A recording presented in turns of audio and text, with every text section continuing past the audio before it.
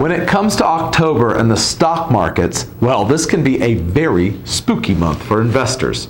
We'll be observing the 20th anniversary, if you can believe it, of Black Monday in a couple weeks on October 19th, as well as Black Thursday, which took place on October 24th, 1929, and set things in motion for the great crash of Black Tuesday on October 29th, 1929.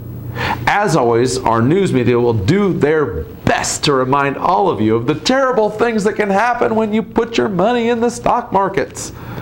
While it's important to remember history, I personally believe that it's just as important to remember history within its context and not try to put today's economic and stock market into the same box as our financial past.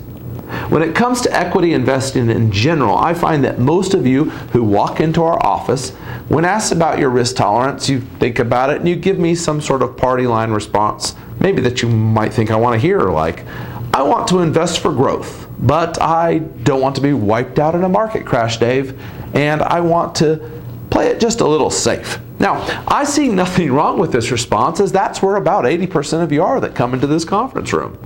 That's that old 80-20 rule again.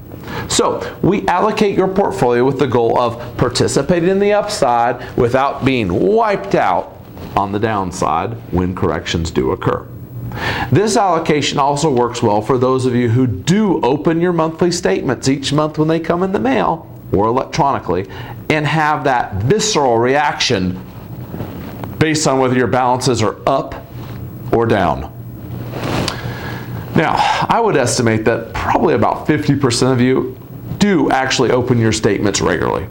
And you're the half that when you see something on your statement or on your e-money account electronic balance that looks out of whack, right? And if e-money maybe hasn't pulled your account balance correctly from the uploads the night before, you pick up the phone and you say, I have a question. Where is my money? And I know what you actually want to do is scream, I have a question, and flip out because you're sure that this time it really is gone. Now luckily, and I say that because there is some luck involved in this business, every single time one of you has phoned or emailed with this concern, we've always had a positive answer for you. And we're very proud that we've never had to tell any of you that your money is indeed gone. We find this very pleasing. The reality is that while all of you are scared of that fatal stock market crash, even those who lived through the crash of 1987 just 20 years ago have confirmed with me that 1, they didn't die, 2, it didn't affect their day-to-day lifestyle, and 3, the reason for that was because they didn't sell at the bottom in panic. Now, I'm not suggesting another crash is imminent. In fact, I believe there's less likelihood of a crash in today's current environment than ever before due to the sophistication of software and where we and the rest of the world are in the interest rate cycle. But that doesn't mean there won't be corrections. We experienced one of those that scared several of you back in the fall of 2015 to about February 2016. But I bet by now you don't even remember that. And this could be because you're one of those that just never opens their statement when they arrive, which I admit is actually a good strategy for avoiding panic. Or perhaps you heard that we were being proactive in buying certain stocks and things on sale back in that correction. And like any savvy shopper, you felt good about that. Kudos to you. The point of all that, though, is that it's been my belief that you should not put money directly into the stock market if you're going to need to take it back out in the next 18 months. Just because it's not in the stock market, though, keep in mind, it doesn't mean that it can't be earning a yield that's better than what you're getting in your bank account. If you want to know about that, just give us a call. And my job is to make sure that you understand the different types of risk within your portfolio, as not all risks are created equal. Just as there's a risk of losing it all in that big old crash, there's also the risk, and I keep saying this, and eventually will happen, that inflation will eat away at the buying power of your money.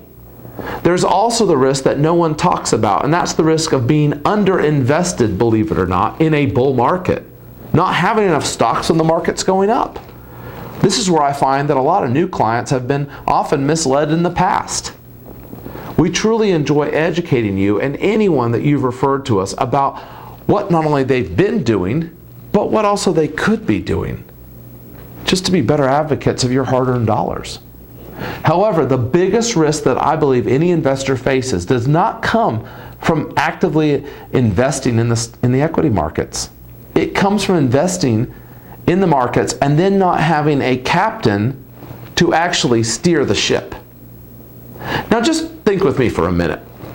Let's just say you went out over the weekend and you purchased a $1 million, that's $1 million sailboat. You've put a big portion of your assets into that boat and you fully stocked the boat. Went to Costco, Sam's Club, Walmart, Kroger, put everything in it. You raise the sails in it, you find a nice breeze, and then you just push it out to sea. And you say, "So long, boat. I'll check in when I'm ready to retire, or when my kids need money for college, or I need to make a career change and I want to know if I can afford it." You wouldn't do that. That's crazy. No one would send a boat out into the ocean without a captain. The same applies to your hard-earned or inherited assets. You need a captain with a strong crew to make sure that you're always taken care of and who will actively steer that ship through any storm that lies ahead. At the same time, that captain is always asking, is this the best thing for the owner of this boat? And the owner is you, in case you forgot. This isn't just what we do. This is who we are here at Family Financial Partners. Helping you and guiding you with your financial decisions is what our team truly enjoys about coming to work every day here in this office. When, of course, we're not at Keeneland or the lake with our families or the golf course. But even when we are out and about having a lot of fun, as you know, we like to do as well, just like you. We always keep our eye on the sea and our hand on the wheel. And I can tell you, now that we have our Allbridge reporting software that allows us to more easily look at your account history and the performance of it, those of you who have allowed us to captain your ship have fared much better than those of you who insisted to keep a hand on the wheel. It's not that you're not doing okay. You are. It's just not that you're doing as well as you could have been. As we look back this month at historical events in our financial past, let's not lose sight of the end goals that each of you has, which may or may not be that $1 million boat. Whether that's to continue in retirement if you've already quit working, to be able to retire if you're semi-retired or still working, or to be able to take that occasional ride on that proverbial sailboat now and then. We've created a plan that allows you to enjoy your assets not only after retirement, but along the way as well. If you aren't working with us, why don't you come in and talk to us today?